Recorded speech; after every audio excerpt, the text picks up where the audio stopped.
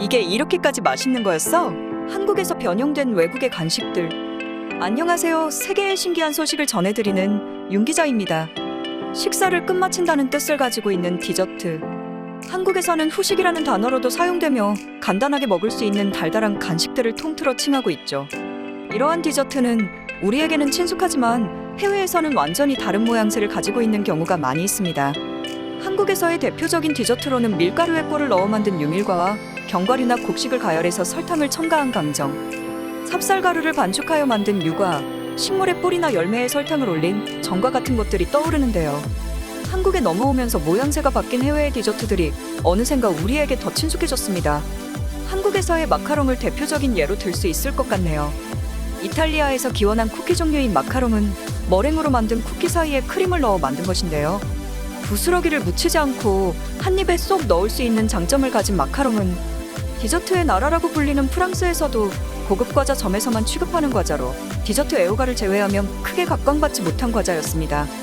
하지만 한국으로 넘어오면서 상황이 180도 달라졌죠. 한국의 마카롱은 일명 뚱카롱으로 불리며 기존의 마카롱보다 크고 두꺼운 모습을 볼 수 있습니다.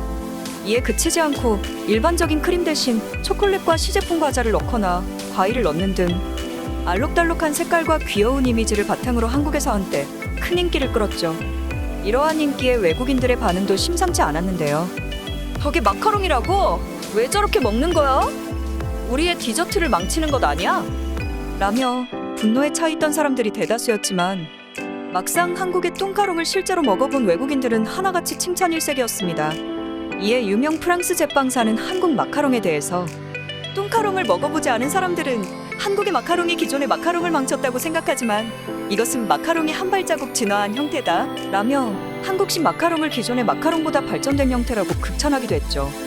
해외에서 시작되었지만 한국에서 발전하여 큰 인기를 얻고 있는 디저트는 이뿐만이 아닌데요.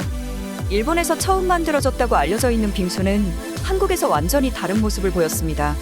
얼음을 갈아서 접시 위에 올리고 그 위에 시럽을 뿌려 먹는 게 기존 일본의 빙수였는데요. 반면 우리 추억 속에 묻어있는 한국식 빙수는 얼음에 파당금을 넣고 견과류를 올리는 방식이었습니다. 하지만 불과 몇 년 전부터 한국의 빙수는 이런 기존 모습을 벗어던지고 한 발자국 앞으로 그리고 세계로 나아갔습니다.